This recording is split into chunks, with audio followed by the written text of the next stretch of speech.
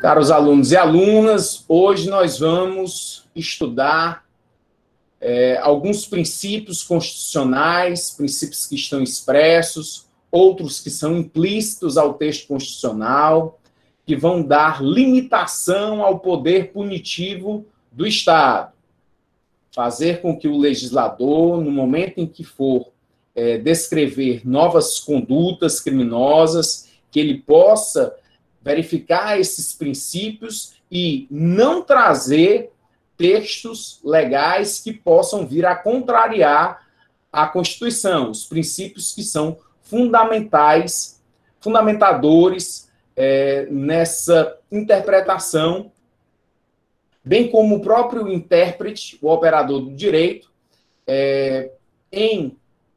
quando ele encontra um caso e vai ali fazer a interpretação do caso em concreto, que ele possa verificar todos os princípios constitucionais e embasar alguma violação que esteja ocorrendo pelos princípios. Então, quando há uma violação de um direito, um abuso em relação à restrição de liberdade, à privação da liberdade, é necessário se recorrer aos princípios constitucionais e, assim, evitar qualquer excesso, qualquer restrição, qualquer abuso que possa estar sendo praticado pelo Estado.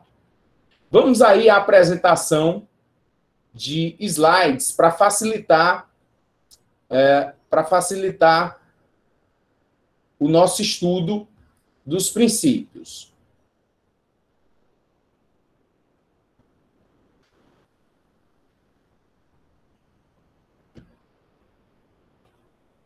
O primeiro princípio que nós vamos ver, em continuação aos princípios que foram estudados até agora, é o princípio da intervenção mínima ou necessária. O que é a intervenção mínima ou necessária? O Estado só deve intervir na vida das pessoas minimamente, quando os outros ramos do direito não forem suficientes, quando não conseguirem resolver as contendas. Se outro ramo do direito conseguir, não precisa de direito penal. O direito penal só deve estar para aquelas condutas mais perniciosas, mais graves, que realmente afetem a paz pública, a paz social, tão desejada. Então, pelo princípio da intervenção mínima ou necessária, o Estado só intervém naquilo que realmente traga afetação à vida das pessoas. Vamos aqui a uma construção doutrinária sobre o princípio da intervenção mínima necessária. Por ser um violento meio de controle social, o uso do direito penal deve ser reservado apenas para as situações onde ele seja imprescindível. Vale dizer, sempre que puder ser evitado seu uso, deve-se, então, prescindir do direito penal. Deste modo, se reconhece que apenas uma parcela dos interesses sociais vai ser merecedora da tutela penal. O princípio da intervenção mínima relaciona-se, assim, com a ideia de dignidade penal do bem jurídico. Portanto, o direito penal só deve ser utilizado quando exatamente necessário, devendo ser subsidiário e fragmentário. Vamos ver essa consequência do direito penal em relação à subsidiariedade e à fragmentariedade que a doutrina traz também como princípio. Fragmentariedade, subsidiariedade são consequências do princípio da intervenção mínima ou intervenção necessária. E nós vimos aí no slide a questão dos vizinhos, que serve bem de exemplo. Os vizinhos, quando é que um vizinho vai trazer afetação ao outro a ponto de constituir crime?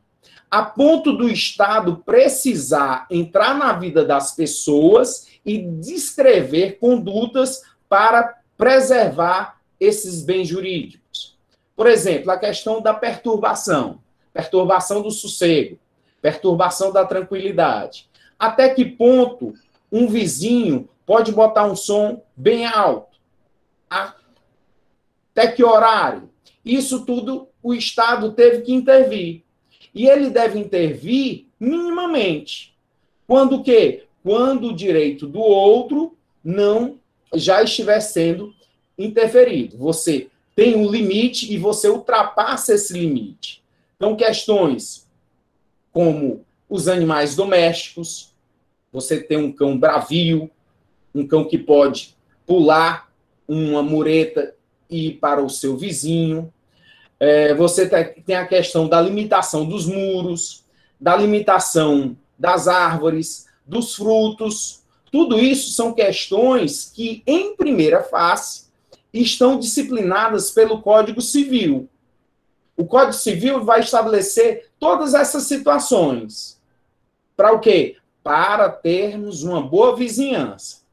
E quando é que vem o direito penal? Quando o direito civil não mais for suficiente. Porque o direito penal ele é mínimo. Ele deve intervir somente o necessário.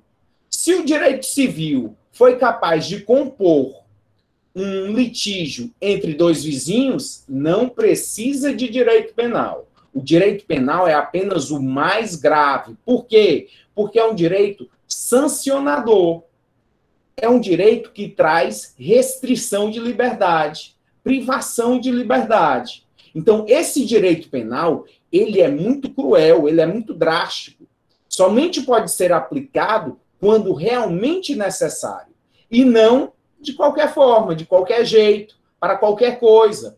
Se tem outros ramos do direito que vão resolver, não tem necessidade de direito penal, porque acaba afetando a dignidade da pessoa em ser punida por situações irrelevantes, irrisórias, que poderiam ter sido resolvidas pelo direito civil, pelo direito administrativo, e não trazer uma consequência tão grave que é a situação de punição através de pena.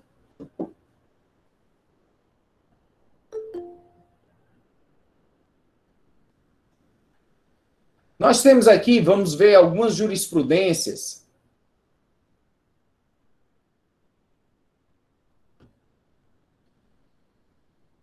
Vamos ver algumas jurisprudências acerca desse princípio da intervenção mínima. Sempre que eu paro assim é porque eu estou dando a permissão para alguém entrar na aula. Aqueles que ainda não me mandaram e-mail para cadastrar, me mandem por torpedo, que facilita o nosso desenvolvimento da aula. A intervenção mínima em algumas jurisprudências dos tribunais superiores. Sempre aqui nas nossas aulas, eu trago decisões dos tribunais superiores, tanto do Supremo Tribunal Federal, do Superior Tribunal de Justiça, dos tribunais estaduais. Por quê? Porque é uma forma de aliar a teoria à prática. Porque nas decisões dos tribunais foram casos concretos que foram analisados e houve o julgamento. Então, você tem que estar com uma doutrina moderna, uma doutrina atual, para verificar todas as novas teorias que a gente tem visto aqui e vai ver durante o semestre. Você tem que estar atento também às súmulas, às jurisprudências dos tribunais superiores, para trazer a base, a sustentação nessa caminhada longa desse conhecimento que é do direito penal. Então, aqui, o que você vai ver durante esse semestre é o que há de mais moderno em relação ao que a doutrina vem trazendo e as decisões dos tribunais superiores, inclusive com o pacote anticrime que que é a nova legislação do final do ano passado, dezembro do ano passado, que foi incorporada ao nosso Código Penal.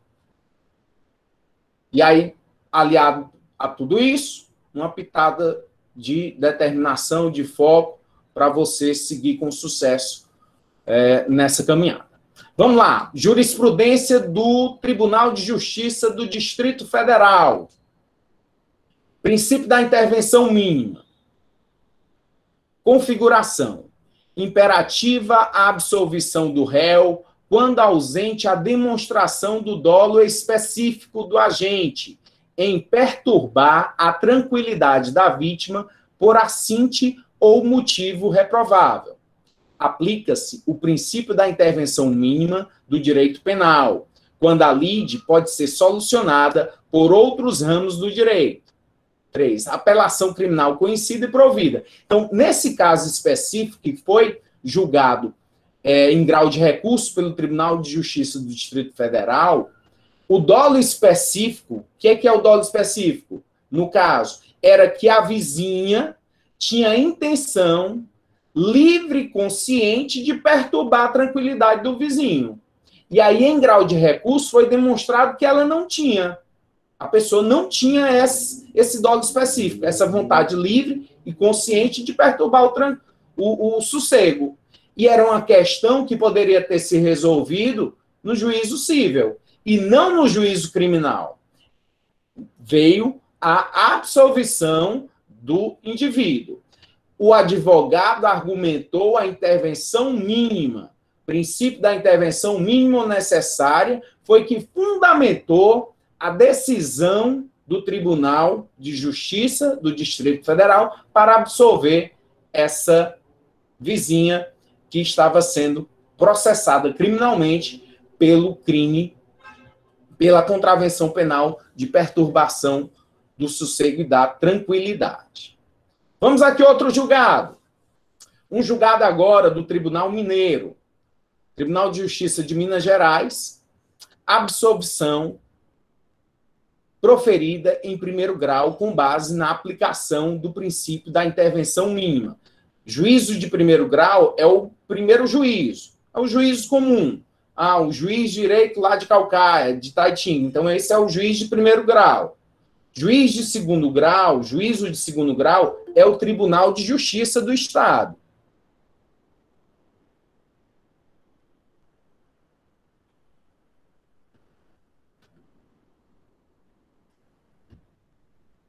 É o Tribunal de Justiça do Estado.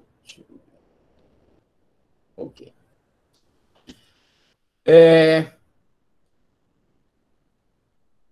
E resignação ministerial. Então, o Ministério Público não se conformou. Irrelevância da reconciliação entre o acusado e a vítima. Conduta penalmente relevante. Condenação que se impõe. Recurso provido. Impossível a aplicação do princípio da intervenção mínima quando o bem juridicamente tutelado é a integridade física da vítima em situação de violência doméstica, que merece integral proteção pelo direito penal. Vejam que a defesa do condenado, ele foi condenado em primeiro grau, o juiz condenou ele. Ele recorreu para dizer que, como havia já a conciliação, e aí, Eduardo, vem muito da questão da bagatela imprópria, que você perguntou no começo, aqui antes da gente começar a gravar, você perguntou sobre a bagatela imprópria. A bagatela imprópria estava sendo requerida nesse caso. Você entender que não tinha mais significância na condenação. O advogado de defesa, que pode ter sido a Defensoria Pública, pode ter argumentado a intervenção mínima, mas poderia ter argumentado o princípio da bagatela imprópria. Ou seja, não teria mais nenhuma consequência ele ser punido. não tinha mais o poder de retribuição pelo mal injusto. Por quê? Porque estava tudo sanado. Ele já tinha se reconciliado com a esposa, já estava tudo bem, mas o Tribunal de Justiça não acolheu esse argumento. E essas decisões você vai encontrar diversas, da defesa ter requerido a absolvição em detrimento da intervenção mínima, porque o casal já havia se reconciliado. E aí estaria, Eduardo, dentro do princípio da bagatela imprópria. Mas aqui o advogado argumentou pelo princípio da intervenção mínima ou necessária. Tribunal Superior, Tribunal de Justiça, em grau de recurso, não aceitou, como outros tribunais de outros estados também vêm não acolhendo essa argumentação sobre o princípio da intervenção mínima para o sujeito vir a ser absolvido em decorrência de ter lesionado ou ameaçado a esposa, a companheira, e ter se reconciliado, mas ao final o juiz vai e profere a condenação.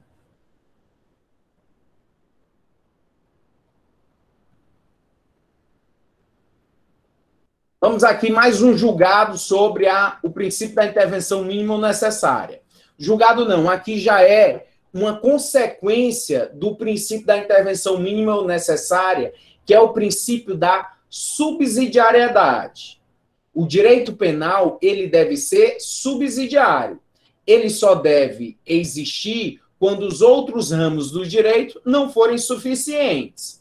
É como se fosse um soldado de reserva. Primeiro vai um, depois vai o outro. Então, primeiro é o direito civil, primeiro é o direito administrativo, para resolver as contendas. Por último, deve ser o direito penal. Olha o que a doutrina fala sobre o princípio da subsidiariedade. O direito penal só intervém em abstrato quando os demais ramos do ordenamento jurídico se mostrarem ineficazes na tutela do bem jurídico. Assim, se outras formas de sanção ou outros meios de controle social revelarem-se suficientes para a tutela desse bem, a sua criminalização é inadequada e não recomendável. Se para o restabelecimento da ordem jurídica violada forem suficientes medidas civis ou administrativas, são estas que devem ser empregadas e não as penais. Então, questões de desacordos comerciais. Eu dei um exemplo em relação a um carro que foi comprado e esse carro, depois de 2 semanas, fundiu o motor. Eu, proprietário, eu que adquiri o carro, vou até a revenda. Meu amigo, eu comprei um carro aqui na sua revenda e o motor fundiu. Eu quero que ou você ajeite o carro, o motor, ou você devolva meu dinheiro, ou me dê outro carro. Lhe dou 3 opções. É uma questão que pode ser resolvida civilmente. Precisa de direito penal. Agora, veja como muda a figura. Se esse sujeito que me vendeu o carro, ele tinha dolo, vontade de cometer o crime, que crime de estelionato, porque ele já sabia do vício no carro, que o carro iria bater o motor, que o carro estava comprometido, esse sujeito tem que responder por estelionato. Ele é um estelionatário. Ele me enganou. É o artigo 171 do Código Penal. Você enganar alguém, manter em detrimento de um ardil, trazendo prejuízo a essa pessoa. Então, ele tem que ser punido. Então, notem que há uma diferença. Diferença entre um desacordo comercial, que é resolvido civilmente, e o proprietário da revenda pode até não aceitar, não querer, mas vai ser discutido civilmente. Aí é cível. Quando o sujeito ele tem o dolo em relação ao cometimento do crime, ele quer o crime, ele tem que ser punido na esfera penal. Professor, mas como se prova? Eu fiquei aqui pensando na prova. Como é que eu vou provar isso no processo? Amigo, amiga, não se preocupe como vai ser provado isso. O crime é crime independente de ter sido provado. Prova, a gente vai atrás. É a polícia que tem que correr atrás da prova. Prova testemunhal, as pessoas que já andaram no carro, as mecânicas onde esse carro passou, os funcionários desse indivíduo lá, as câmeras de segurança que possam ter visualizado alguma coisa, a perícia no carro, tudo isso vai consubstanciar um processo criminal para que, ao final, o sujeito seja punido. Nem sempre se consegue provar. E muitas vezes o sujeito é absolvido no processo. E outras nem há o processo. Por quê? Porque não se identificou quem é a pessoa. Mas não deixou de haver o crime. Morreram 30 pessoas esse final de semana lá no Bom Jardim, vítimas de homicídio. Quantos desses indivíduos que mataram, eles foram capturados? Que vão realmente responder por processo criminal? Não sei. Possivelmente daqui a 20 anos, nenhuma dessas 30 pessoas que foram homicidas lá no Bom Jardim, eles tenham sido identificados e perseguidos pela justiça. Mas não deixou de haver 30 crimes de homicídio. Foram 30 homicídios, mas não se provou. É diferente. O Ronaldo tá com questionamento aqui. Jacó, após está com processo em andamento, a vítima não tem mais opção para retirar a queixa ou pedir perdão para a vítima. Obrigado, Ronaldo. Aí, Ronaldo, é uma questão mais da ação penal. E aí a gente vai ver lá no final do semestre que existe a possibilidade de, para alguns crimes, ser de ação penal pública, incondicionada, e outros casos, ação penal privada. Para os casos de ação penal privada, há a possibilidade do perdão da vítima, em alguns casos. Mas a gente vê lá quando estivermos detidamente estudando sobre a ação penal, consequências e efeitos. Mas obrigado aí pela pergunta. Segura aí que mais à frente a gente vai voltar a falar sobre isso. Então, espero que tenha sido claro essa situação de você identificar que o direito penal ele é subsidiário. Ele vem depois. Ele não vem primeiro. Antes são os outros ramos do direito, como o cível. Nessa questão da venda do carro, pode ser que tenha sido uma questão cível, pode ser que tenha sido uma questão penal. Mas, em regra, a questão cível, ela é prima facie. O direito penal é a última rádio, a última razão, só quando os outros ramos do direito não forem suficientes.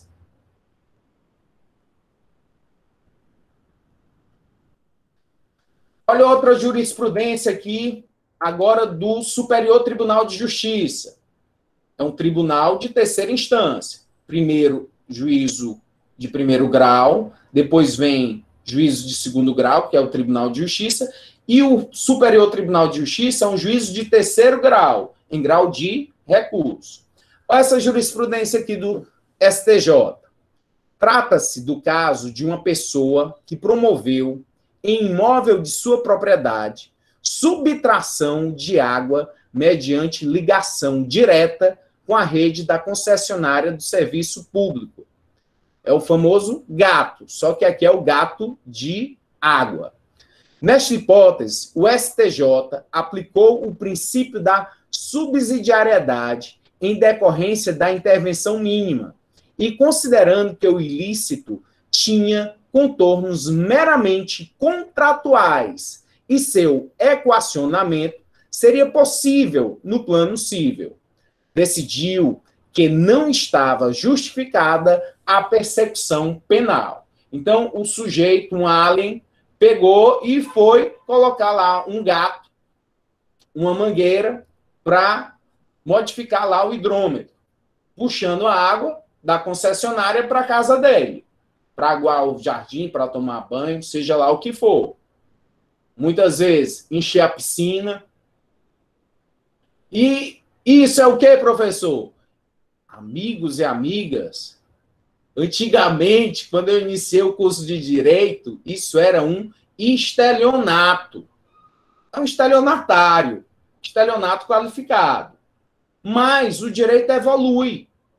As decisões superiores dos tribunais, elas são sedimentadas.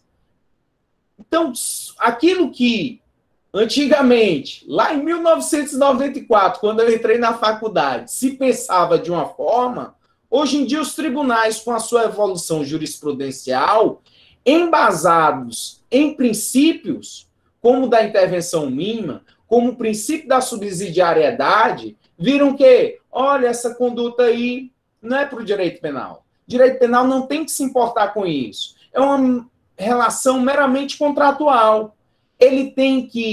A concessionária tem que verificar o quanto houve de perda, tem que fazer aí uma perícia, e aí esse sujeito que paga a concessionária. Pagou, está esquecido, está resolvido. Não precisa de mais nada.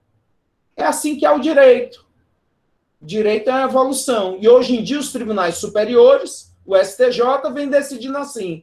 E sabe o que acontece? E eu disse, o STJ é terceira instância. Sabe o que acontece com todos os outros casos que chegarem em relação a essa subtração de água? Ou os tribunais de justiça, os juízos de primeiro grau, vão decidir de igual forma. Vão decidir conforme o STJ está proferindo essa decisão, porque já trouxe uma jurisprudência. Tribunal de Justiça do Estado do Ceará, ele segue exatamente as decisões dos tribunais superiores. Os desembargadores não ficam inventando moda. Seguem as decisões para não ter recurso e para ter também uma segurança jurídica, que é necessária no ordenamento penal. A Ingrid está me fazendo aqui uma pergunta. Obrigado, Ingrid. E se a pessoa fosse extremamente pobre, haveria também o princípio da miserabilidade? Ingrid, aí a sua pergunta eu acho que está muito no contexto da possibilidade de ser considerado como um estado de necessidade. Acredito que o sentido da pergunta estaria isso. Primeiro, o STJ verificou haver ou não tipicidade. Ou seja, que não há no ordenamento jurídico um tipo penal que descreva essa conduta em decorrência da mínima ofensividade, porque o Estado intervém minimamente. Então, não tem nenhum tipo penal, nenhuma descrição de dispositivo para esse fato. Embora formalmente o que aconteceu se enquadre, mas materialmente o conteúdo ele viola princípios constitucionais, como o da intervenção mínima, como o princípio da subsidiariedade. Se não fosse, não, vamos supor que o Estado tem que intervir maximamente. É um direito penal máximo, tem que intervir em tudo. Aí, Ingrid, é que seria possível, já que formalmente, materialmente, houve a conduta criminosa do estelionato, como antigamente os tribunais se confirmavam esse tipo de condenação, seria necessário verificar o estado de necessidade lá do artigo 23 do Código Penal para não haver o crime, para o sujeito ser absolvido. Mas o caso da miserabilidade, tão somente, não traz o estado de necessidade. É necessário comprovar que o sujeito não tinha outra forma de agir senão aquela. Ou ele morria de sede, ou ele subtraía lá a água da concessionária. Muito difícil de haver aceitação em relação a essa possibilidade de ser o estado de necessidade. Como já foi resolvido pela intervenção mínima, não seria necessário verificar o estado de necessidade que está na segunda fase de análise do conceito de crime. Crime, fato típico, antijurídico, culpável, que nós vamos ver lá na frente. Mas obrigado, Ingrid, espero ter respondido aí a contento a sua pergunta. E vamos também ver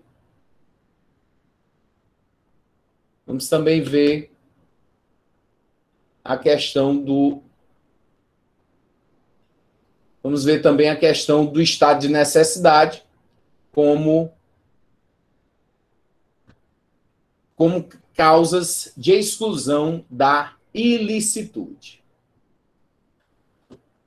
Vamos falar agora sobre a outra possibilidade que a doutrina traz de derivação do princípio da intervenção mínima, que é a fragmentariedade. O que é essa fragmentariedade? Pelo princípio da fragmentariedade, entende-se que o direito penal, o legislador, ele tem que buscar apenas os fragmentos em relação às condutas. Não é tudo que o direito penal vai atrás, somente o que for estritamente necessário. Somente as condutas mais graves e perniciosas. Não sobre tudo. Não é o todo. São fragmentos em relação às condutas. Vamos aqui trazer o conceito doutrinário para ficar mais claro. Significa a fragmentariedade que este ramo da ciência jurídica protege tão somente valores imprescindíveis para a sociedade. Não se pode utilizar o direito penal como instrumento de tutela de todos os bens jurídicos. O direito penal limita-se a castigar as ações mais graves praticadas contra os bens jurídicos mais importantes, decorrendo daí o seu caráter fragmentário, uma vez que se ocupa somente de uma parte dos bens jurídicos protegidos pela ordem jurídica. Então, o direito penal somente vai atrás daquilo mais grave, daquela conduta mais perniciosa. Não vai sobre tudo. Exemplificando, questão do trânsito. Vamos supor que eu e você fazemos parte do Congresso Nacional e vamos agora legislar sobre o trânsito, imaginando que não existe ainda qualquer lei que discipline o trânsito. E aí, como é que a gente vai fazer? A gente tem que ter técnica legislativa. Vamos começar uma lei, vamos enumerar dispositivos, enumerar artigos. Artigo 1º, 2º, 3º. O que a gente bota no artigo 1º? Vamos botar aí o que é trânsito. Então, vamos lá, vamos descrever aqui o que é trânsito. E no 2º, vamos dizer quais são o que são veículos. Moto é veículo, bicicleta é veículo, vamos descrever aqui o que são os veículos. E aí a gente vai falando tudo sobre trânsito. De repente a gente pensa, olha, tem algumas condutas no trânsito que elas são tão graves, mas tão graves, tão perniciosas à vida da sociedade, perturbador, que é necessário incriminar, disciplinar como crime. Então, vamos pegar e trazer um capítulo dentro dessa lei que vai tratar só sobre trânsito, um capítulo para trazer os crimes. Então, bota aí, artigo 302 do Código de Trânsito Brasileiro, que nós estamos fazendo. Matar alguém na condução de veículo automotor, de forma culposa. Pena, tantos anos a tantos anos. Massa, então, isso é grave. Então, bota aí, artigo 303, estacionar em local proibido. Não, mas eu estaciono em local proibido de vez em quando. Tem um parente meu também, não vamos fazer isso, não. A gente vai incriminar quem coloca o carro em local proibido. Se a pessoa tiver tido só uma desatenção, vai causar um estresse muito grande na população. Então, vejam, nem todas as condutas no trânsito nós vamos colocar como crime. Vamos tirar do crime estacionar em local proibido, ultrapassar o limite de velocidade, semáforo vermelho, estacionar na vaga do idoso, do deficiente físico, dirigir com o celular na mão, botar o braço fora do veículo, não utilizar o cinto de segurança. Todas são questões do trânsito. A gente vai colocar como crime? Não vai. Por quê? Porque o direito penal ele é fragmentário. Somente as condutas mais graves devem ser estabelecidas pelo legislador para pontuar como crime. E quais são essas condutas? Não, é lá, 202, homicídio, bota mais um artigo aí, lesão corporal, racha no trânsito, embriaguez ao volante. Por que embriaguez ao volante? Porque é tão perigoso que você dirigir e estar sem atenção ao máximo, que você pode causar danos a outras pessoas. Então, bota embriaguez ao volante. Vai ficar legal. E aí a gente vai e coloca um monte de dispositivo incriminador, mas só daquilo que realmente importa. E a gente fez uma técnica legislativa baseado no princípio da fragmentariedade. Então, esse princípio da fragmentariedade orientou a nós, legisladores, eu e você, que estávamos fazendo esse papel de legislador, de pontuar uma nova lei. Então, esse é o aspecto do princípio da fragmentariedade. Ok? Seja bem-vindo, Elias. Vamos aqui agora para o princípio da proporcionalidade, razoabilidade ou proibição do excesso. Você encontra com essas nomenclaturas o princípio. O que é, pela doutrina, o princípio da proporcionalidade? A proporcionalidade é uma máxima, um parâmetro valorativo que permite aferir a idoneidade de uma dada medida legislativa, administrativa ou judicial.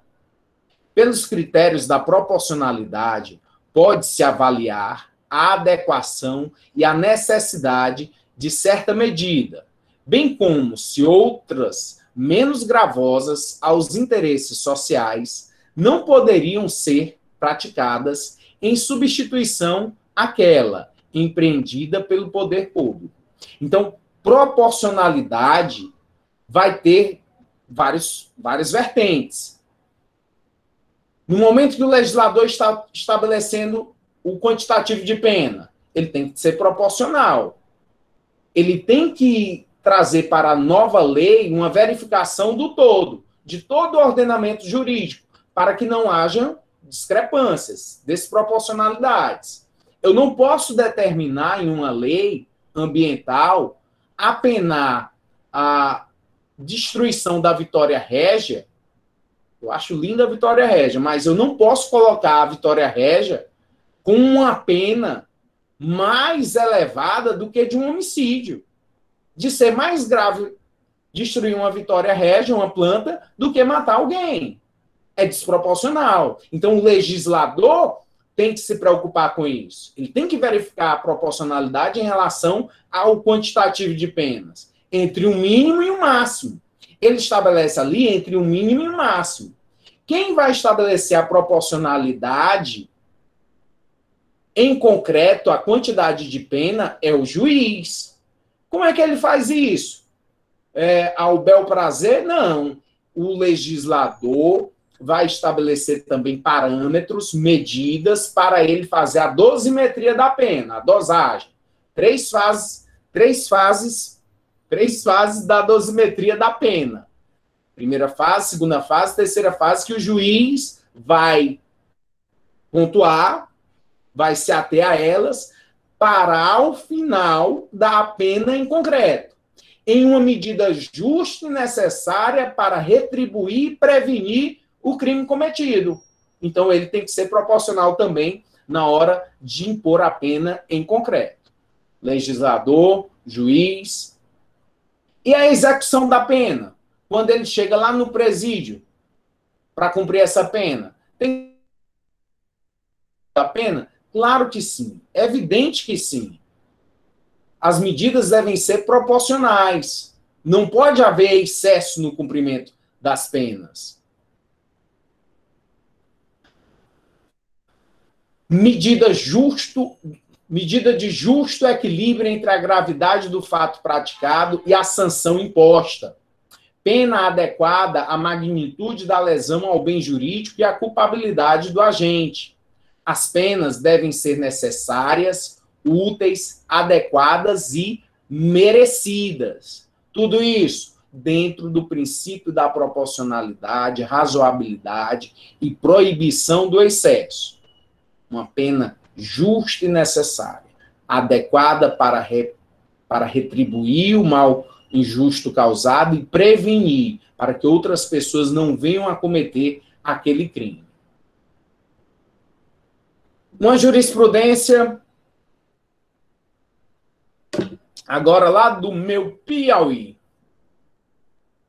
Jurisprudência do Tribunal de Justiça do Piauí.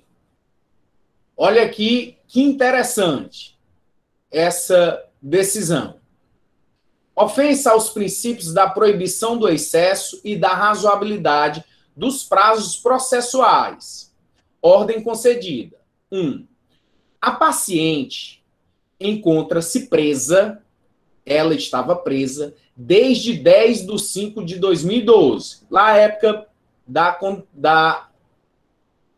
quando houve esse julgamento. Ou seja, há 5 meses, e o Estado juiz não conseguiu realizar nem mesmo a citação inicial de que trata o artigo 396 do Código de Processo Penal. 2. O atraso é desmedido por culpa exclusiva do aparelho repressor estatal e viola os princípios da proibição do excesso e da razoabilidade dos prazos processuais. 3. A demora injustificada na formação da culpa, não atribuída à defesa, impõe o imediato relaxamento da prisão pela autoridade judiciária, atendendo-se assim aos preceitos do artigo 648, inciso 2, do Código de Processo Penal, e do artigo 5º, inciso 45, da Constituição Federal, ordem concedida. Vejam que esse caso se deu, e são muitos outros casos sendo julgados no Brasil, de que houve um excesso em relação ao julgamento. A pessoa pode ser presa preventivamente. É uma medida cautelar. É uma medida antes de haver uma condenação. Por quê? A pessoa ser presa. Para garantir a ordem, a instrução criminal, que a pessoa estava ameaçando testemunha, tinha a possibilidade de sair do distrito da culpa, de fugir. Então, alguma coisa aconteceu que o juiz pôde fundamentar, através do artigo 312 do Código de Processo Penal, salvo engano, para a prisão preventiva da pessoa. O juiz fez isso? Fez. Antes de haver a sentença penal condenatória, com trânsito julgado, ele proferiu uma decisão determinando a prisão preventiva. E aí a pessoa está lá presa sem que tenha havido um final do processo. É possível? É. É exceção à regra. A regra é a liberdade. A privação de liberdade deve ser a exceção. Como essa pessoa, então, estava lá presa, ela tem um direito de quê? De que haja o respeito às regras processuais, o devido processo legal, que os prazos sejam cumpridos, que o promotor denuncie, que haja o chamamento das testemunhas, que o juiz haja. Quando foi demonstrado aí no caso que a pessoa estava presa e o processo sem ter andamento, houve o recurso pela defesa e deu favorável para a liberdade dessa pessoa. Os prazos processuais, eles estão lá no Código de Processo Penal para serem cumpridos. Quando não são, traz uma violação de direitos. E essa violação de direitos, no caso, foi rebatida pelo habeas corpus impetrado para essa liberdade dessa senhora que já estava há mais de 5 meses presa sem que houvesse o fim do processo criminal. Se o juiz nega essa liberdade, ele tem que fundamentar a decisão. Toda decisão judicial, ela tem obrigatoriedade de ser fundamentada. Ainda mais se a decisão é uma decisão que restringe ou priva a liberdade de alguém. Deixa eu ver quem está perguntando aqui. A Ingrid está perguntando aqui no caso do Alexandre Nardoni. Obrigado, Ingrid. Depois de recorrer ao caso, dizendo que houve exagero no seu caso, pela pressão social. Houve, de fato, tal exagero e a sociedade pode pressionar de forma que há um agravamento da acusação? Excelente pergunta, Ingrid. Também, no caso do goleiro Bruno, ficou mais de 2 anos preso sem que houvesse a sentença penal condenatória. Do Alexandre Nardoni também, acredito que mais de ano, sem que houvesse julgamento. E as defesas, elas vão e tentam a todo custo habeas corpus para a liberdade. Só que, no caso deles, como de outros, os juízes, eles fundamentam e argumentam em detrimento da gravidade do crime, em detrimento do clamor social, embora o clamor social não é motivo para a decretação da privação da liberdade, mas argumentou-se que estaria prejudicando a instrução criminal. Mas são argumentos frágeis. Então, quando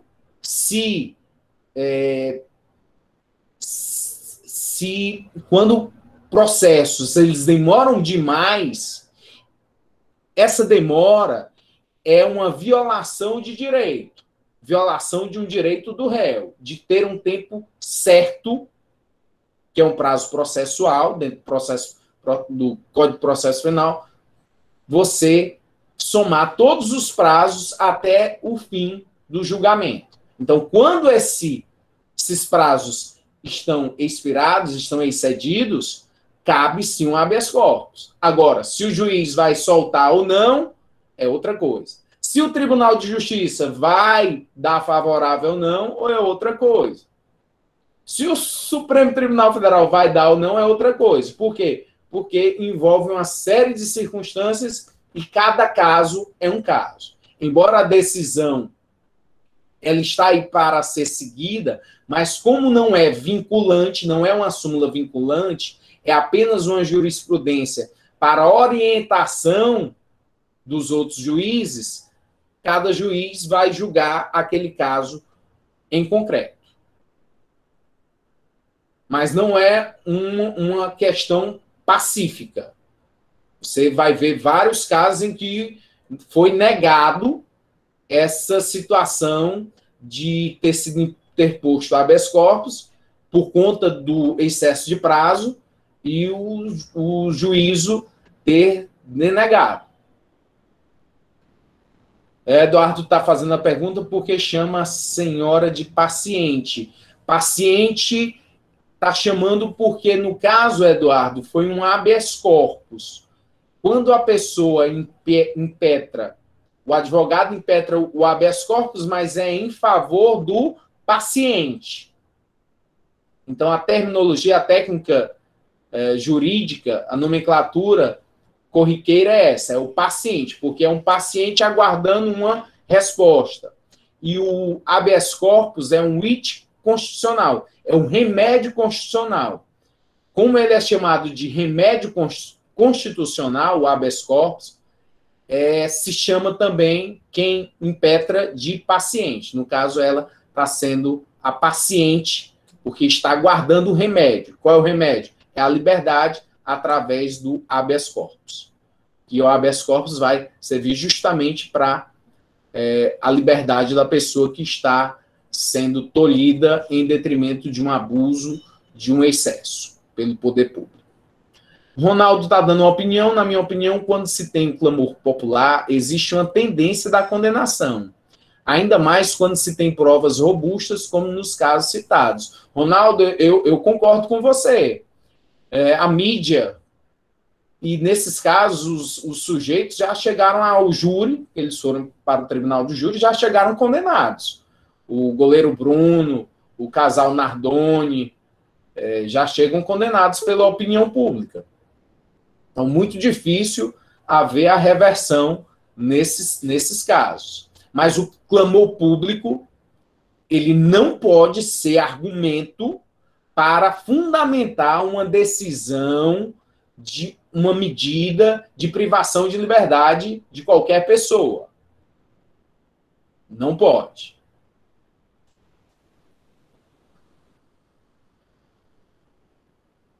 Vamos aí para o princípio. Tá? Alguém vai fazer uma pergunta para mim? Não, eu queria saber se quando tem um preso, vamos supor que tem um preso aqui da minha comunidade, e se a comunidade se junta para fazer um abaixo-assinado dizendo que esse sujeito ele tinha boas condutas, que ele não apresentava risco à comunidade, falando bem, e o pessoal assinasse, não podia ser levado em consideração, não, no juízo? Eu entendi sua pergunta, Gabriel. Obrigado pela pergunta.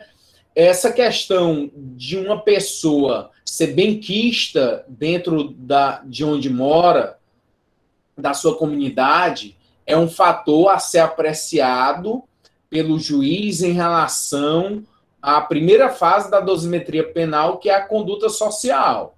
E aí o juiz, quando condena, ele vai verificar essa conduta social, se era favorável ou desfavorável para dar aumento ou diminuição em relação a essa pena. Mas para a questão da medida cautelar de uma prisão preventiva, não seria o caso. Por quê? Porque pessoas benquistas, pessoas que são adoradas na sociedade, vez por outra, vêm e cometem crimes. Ser humano é algo indescritível, a mente dela. Nós não sabemos até onde vai a nossa mente, até onde é o nosso limite em relação às nossas condutas. Então, podemos um belo dia acordar e, em uma determinada situação de extremo estresse, você vir praticar um crime grave. É possível que aconteça? Você pode estar se dizendo que não. Não, eu nunca faria isso. Jamais. Mas quem prevê o dia de amanhã? Nós somos seres humanos limitados em nossas ações, em nossas condutas. Então, ninguém sabe o dia de amanhã. Pode ser que você, em uma determinada situação, você acabe cometendo um crime. E aí, o que é necessário? Um devido processo legal.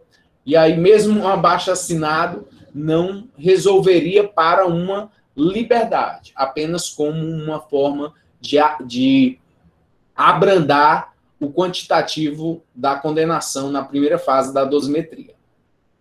Professor, o senhor tinha falado sobre essa questão do clamor social, que não deve ser levado em consideração também. Tipo assim, não é que não deve ser levado em consideração, que não pode fundamentar a autoridade de uma decisão judicial, até porque existem os erros judiciários, né? Então, se você vai levar em consideração só a opinião pública e não vai se ater aos fatos que estão comprovados no processo, fica muito complicado de equacionar a situação e dar uma pena correta para aquela pessoa.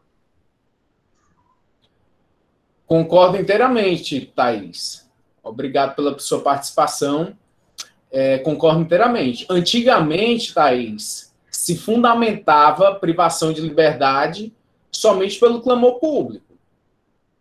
Mas isso mudou. E você vê que nós temos uma mídia que ela nos manipula muito. Se você... Eu vou lembrar aqui de um fato que foi de uma escola lá em São Paulo, em que os proprietários foram acusados de estarem molestando os alunos, as crianças da escola.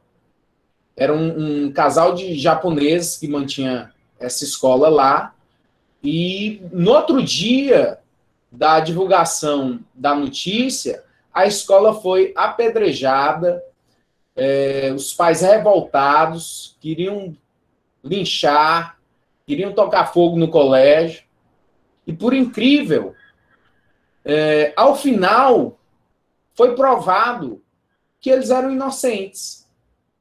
Esse casal era inocente. Tudo foi uma armação de uma mãe insatisfeita com algo que aconteceu, com a reclamação do seu filho. Veja que terrível história. Então, repercutiu muito no cenário jurídico brasileiro essa questão dessa escola, lá em São Paulo, desses proprietários. Então, pelo clamor público, é inadmissível você manter uma pessoa presa. Mas muitos juízes ficam reféns desse clamor público, dessa questão da opinião pública, do que está sendo vinculado na mídia. Mas juiz, ele tem que ser imparcial.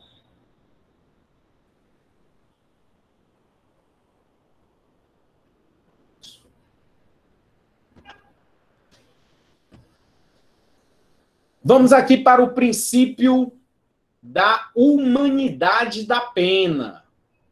O princípio da humanidade da pena, ele está expresso no texto constitucional, lá no artigo 47 da Constituição Federal, artigo 5º. Inciso 47 do artigo 5º. Não haverá penas de morte, salvo em caso de guerra declarada nos termos do artigo 84, inciso 19. Então, pena de morte é possível? Sim. Então, existe, em tempo de guerra, há uma previsão no Código Militar, e através de fuzilamento e tiro, de haver essa punição. Seriam crimes de alta traição ao país, quando está o país em guerra. B, de caráter perpétuo. Prisão perpétua. Prisão por tempo indeterminado. Não pode. O artigo 75 do Código Penal teve alteração no final do ano passado, de que antes era 30 anos o máximo de cumprimento da pena. Hoje em dia, passou para 40 anos. O máximo de tempo que você permanece preso são 40 anos. Isso é absoluto? Não é absoluto. Se o sujeito está lá, já cumpriu 30 anos de privação de liberdade, se ele cometesse o crime hoje e fosse lá para 30 anos, então em 30 anos, já pode ser solto. Ele que teve uma sentença penal condenatória de 400 anos. É possível o indivíduo ser condenado a 400 anos? 400, 500, 600, 800, depende da quantidade de crimes que ele tenha praticado. Aí, cada condenação, o juízo das execuções criminais vai fazendo a soma. Então, o sujeito cometeu um homicídio no Rio Grande do Norte, uma extorsão mediante sequestro em São Paulo, um roubo no Rio Grande do Sul, um estupro no Ceará, e aí cada juízo foi condenando. E aí, onde ele está cumprindo pena, vem todas as sentenças penais condenatórias. É um Fernandinho Beiramar da vida. Aí, com 800 anos de pena a cumprir. Esses 800 anos de pena a cumprir, ele no máximo vai cumprir o quê? Nos dias de hoje, 40 anos. A gente vai ver a questão do princípio da anterioridade da lei. A lei tem que ser anterior. Então, imaginando que o sujeito cometeu esses crimes todos hoje, para 800 anos de privação, 800 anos de condenação, ele tem que cumprir 40 anos.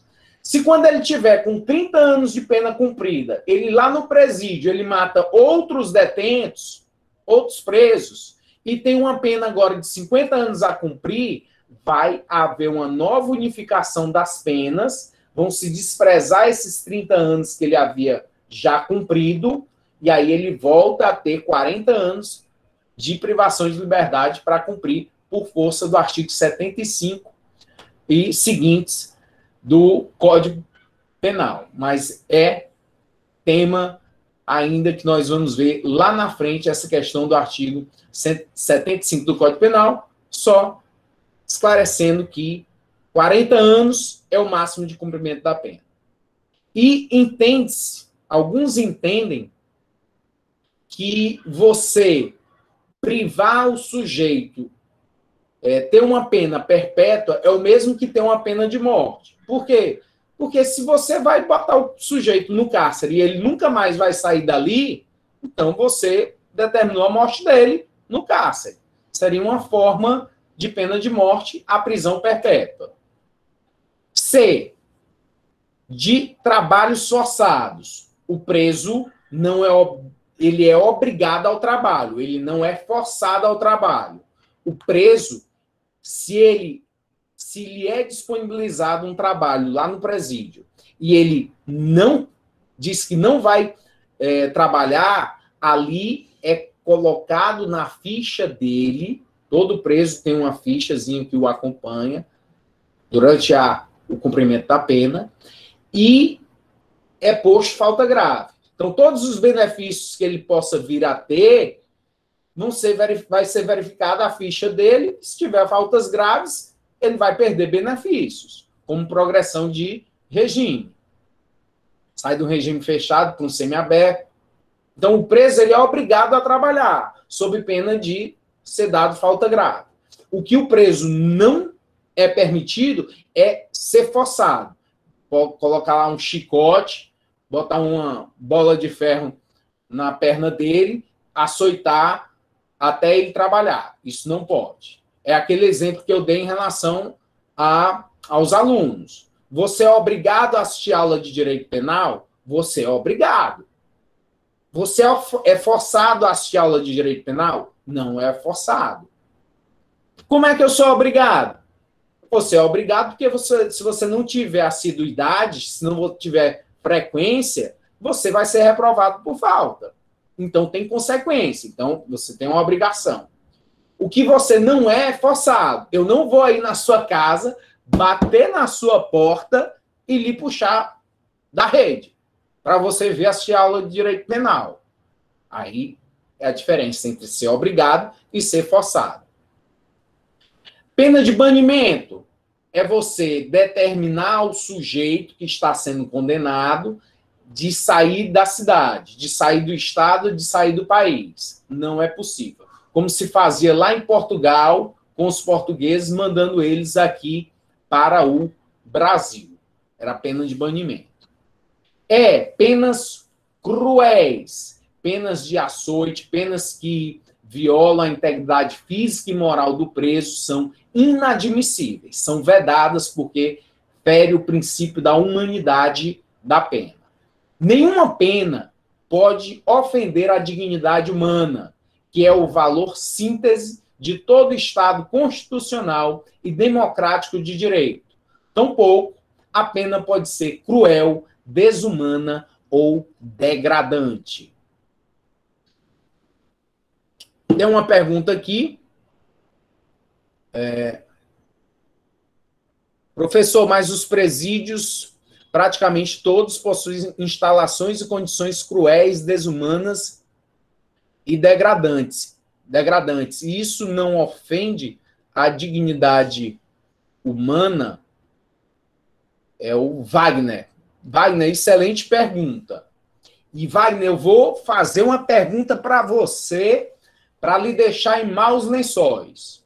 Wagner, imagine que você hoje passou no concurso para juiz de direito, está assumindo uma cidade do interior do estado de Ceará. Vamos pensar aqui para onde você vai, Wagner. Você vai lá para Nova Russas.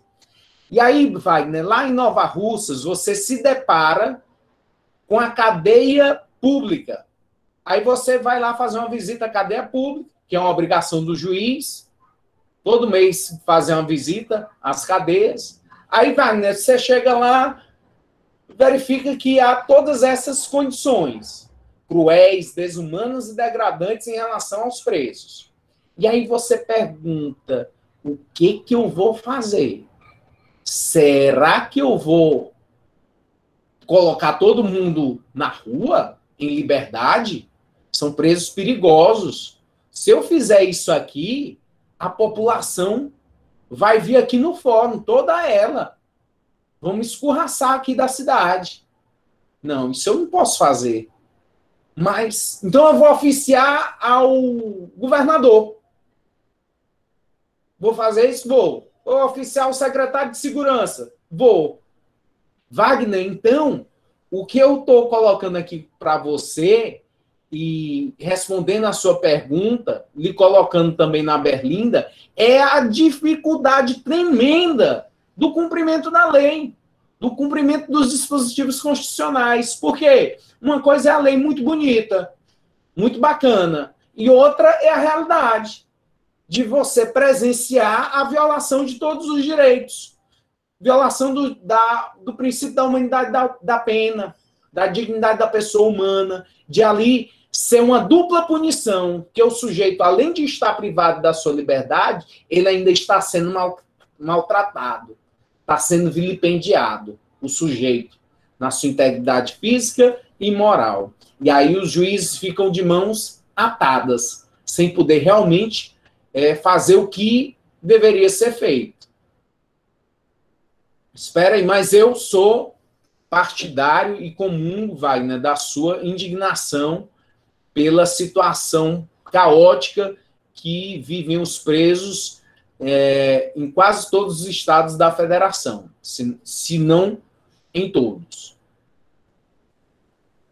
Ronaldo está fazendo uma consideração aqui, Wagner, dizendo assim, eu mandava fechar a cadeia e transferir para outras cidades. Ronaldo, você ia transferir para a cidade do Wagner? Será que o Wagner ia aceitar os presos da sua cidade, Ronaldo? Porque você está pegando e dizendo, eu vou tirar o preso da minha cidade e botar nas outras. E os outros juízes das outras, será que vão aceitar? Eu acho que não, Ronaldo. É difícil. Os juízes ficam encurralados entre a cruz e a espada. Tremenda dificuldade para se resolver um problema como esse. E haja dinheiro, porque sistema prisional é muito dispendioso. Muito dispendioso. Tudo lotado e não tem uma perspectiva de melhora. Não tem uma perspectiva de diminuição do quantitativo de presos. A quantidade de presos vem aumentando, das mulheres presas, duplicando. Terrível. Muito difícil. Vamos aqui a uma jurisprudência do Tribunal de Justiça do Mato Grosso do Sul. Professor, oi. Eu fiz uma pergunta para o senhor no chat, eu acho que o senhor não viu, mas não é muito importante assim, não. Mas é só para perguntar que não tem esse aumento que você estava dizendo de 30 para 40 anos, tende a ficar mais saturado o sistema carcerário brasileiro? Ingrid, primeiro eu vou pedir desculpa por não ter visto sua pergunta. Realmente, tem hora que colocam muitos comentários, aí desce de uma vez, mas me perdoe. Em relação a essa possibilidade de, com o aumento da quantidade da pena, passou de 30 para 40 anos, limite máximo para se cumprir, vai aumentar a quantidade de presos? Certamente sim. Se você tem presos que poderiam sair com 30 anos e agora esses já não podem mais, vão sair com 40, mesmo com penas altas, você permanecer com um sujeito que poderia ter saído 10 anos antes, mais 10 anos, lá no sistema prisional. E o indivíduo que passa, Ingrid, 30 anos no sistema prisional brasileiro, pode ter certeza esse indivíduo ele sai um abestalhado. Ele não sai com sanidade mental. Não tem necessidade de passar 40 anos. Na minha concepção, essa mudança foi só midiática. Só aquela, é a bancada da bala. O pessoal querendo penas mais graves, mais rígidas e querendo pôr na população um sentimento de tranquilidade. Mas é uma aberração. Porque nesse sistema prisional, imagine o sujeito que está há 30 anos no cárcere, nesse sistema prisional no Brasil. É um abestalhado, ele passou por tanta coisa, tanta violação de direitos, que ele sai um bobo, um abobalhado. Não tem mais sentido. Então, botar de 30 para 40, 40 para 50, eu, particularmente, não vejo com bons olhos essa situação, e só aumenta, como é o pano de fundo que você está citando aí, é a quantidade de presos no presídio. Professor, do que entrou, como está dizendo aqui o Gabriel corretamente.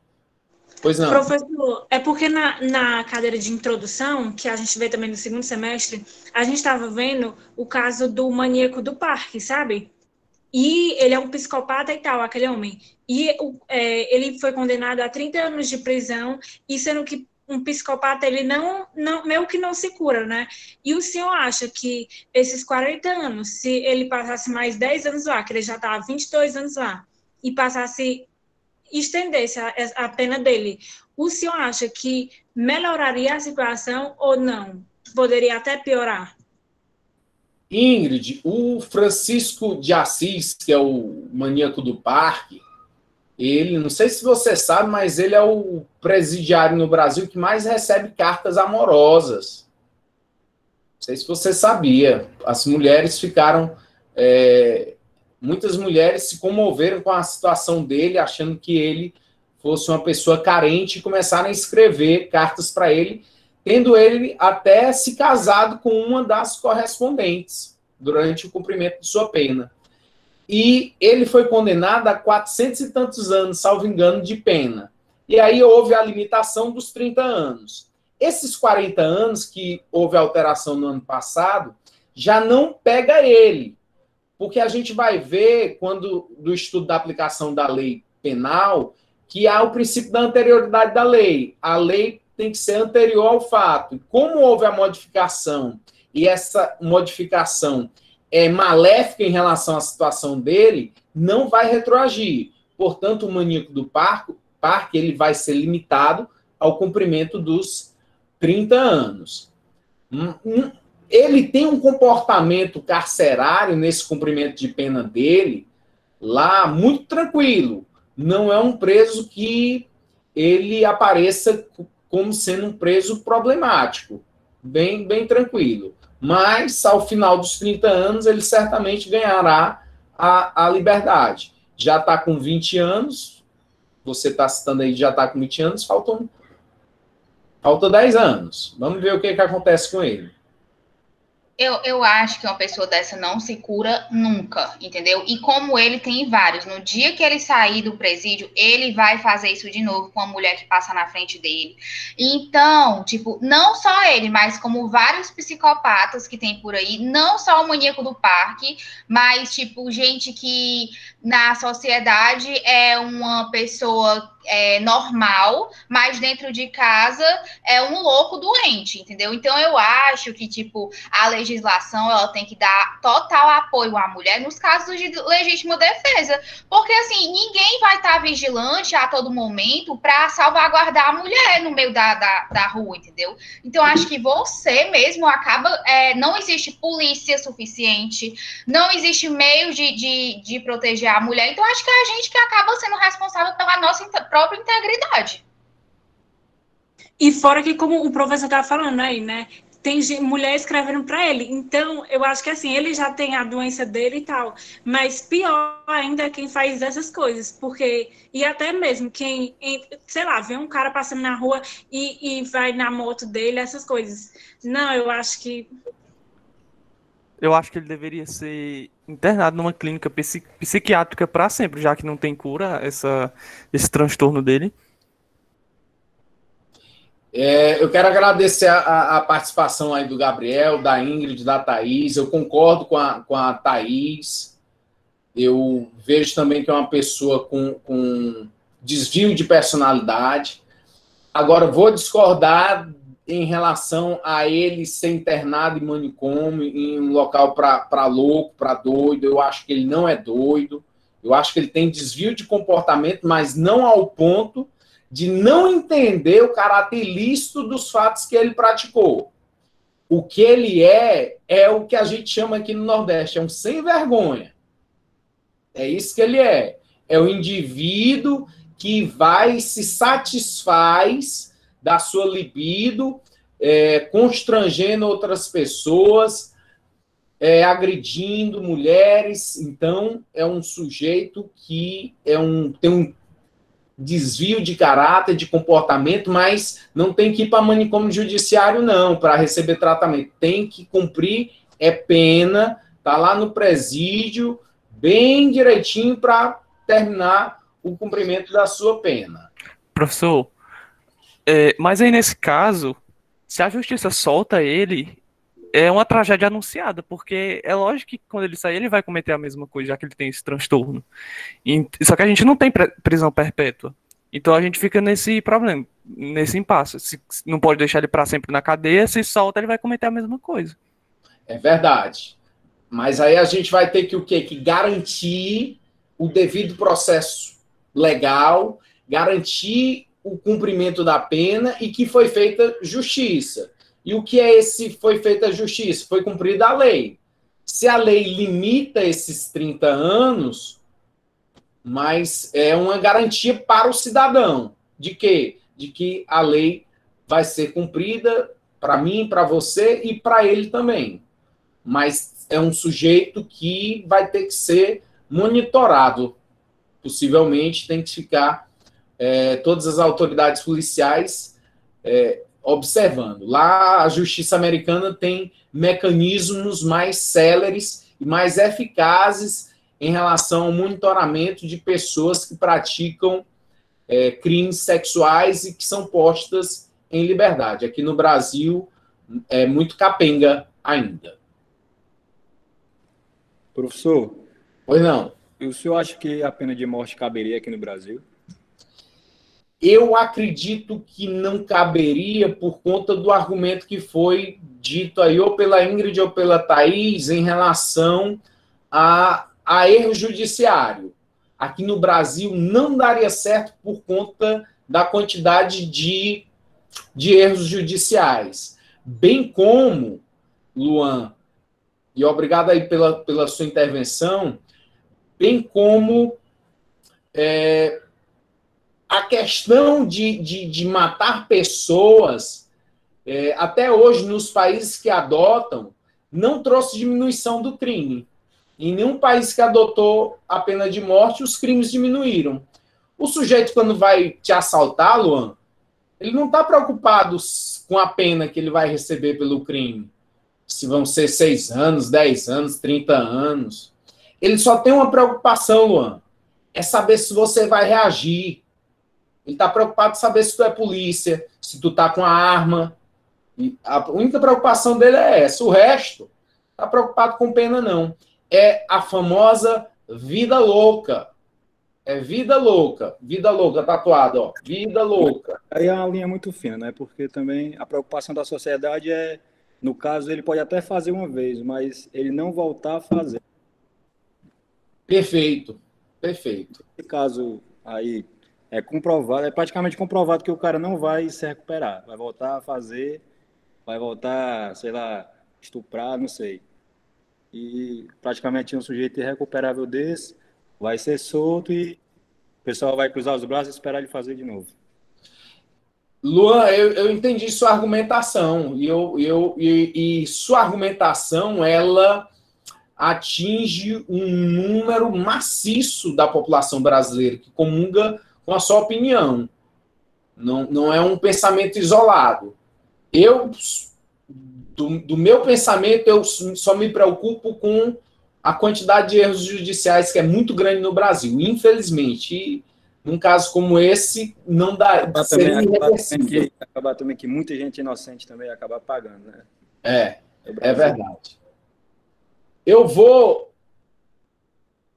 aqui para o último slide em relação a uma decisão baseada no princípio da humanização da pena. Tribunal de Justiça do Mato Grosso do Sul. O que o Tribunal de Justiça lá ele proferiu sua decisão? Um agravo em execução penal, remissão da pena, remissão no sentido de desconto, remir no sentido de descontar, remissão da pena pelo estudo, cálculo por hora-aula, artigo 126, parágrafo 1º, inciso 1 da Lei de Execuções Penais, princípios da humanização da pena e legalidade, recurso provido. Olha o que foi o fato. Esse artigo 126, parágrafo 1º da Lei de Execução Penal dispõe que a cada 12 horas de frequência escolar deverá ser remido, sentido de descontado, um dia de pena do apenado. Entretanto, não faz referência ao modo de contagem do cálculo, se em horas-aula ou horas-relógio, sendo incabível usar a analogia para prejudicar o réu, haja vista que a hora-aula possui um tempo menor que a hora-relógio.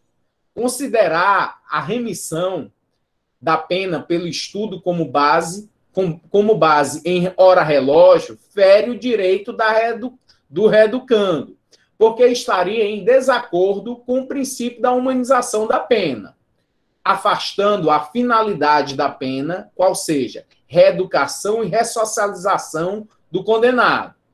No caso vertente, a quantidade de horas-aulas, 45 minutos, foram transformadas em horas-relógio, 60 minutos, e após divididas pelo tanto de horas que equivalem a um dia de remissão pelo estudo, 12, contra o parecer do...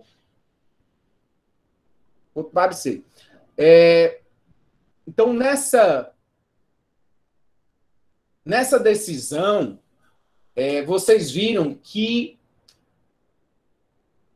12 horas, a cada 12 horas de estudo, há a remissão de um dia de pena. E aí as decisões eram, cada hora são 60 minutos. Então, vamos aqui, manda aí lá do presídio quantas horas ele teve assistindo a aula. E aí faziam a contagem em relação a 60 minutos. Não, hora-aula não é a hora-relógio. Como vocês que estão aqui. Vocês não tiveram uma aula, vocês tiveram 2 aulas. Eu dei 2 aulas. É 45 minutos. Então, se eu fosse um apenado, eu tinha 2 horas aqui para serem computadas, e não uma só. Porque não pode ser hora-relógio 60 minutos. É hora-aula 45. Como não estavam dando esse desconto para os presos, foram através de recurso e conseguiram que houvesse a remissão da quantidade certa de dias, e aí para cada caso, em relação àqueles que interpuseram os recursos nesse sentido, de calcular devidamente a hora-aula, porque feria a humanidade da pena. O preso está sendo enganado. Então, meus queridos, eu quero mais uma vez agradecer a participação muito grande hoje de vocês. Vocês vieram aí, pós-feriado, muito animados. Eu quero agradecer, muito boa a participação, muito empolgante. Até a próxima aula. Se cuidem, sejam felizes. E vamos continuar aí nossos estudos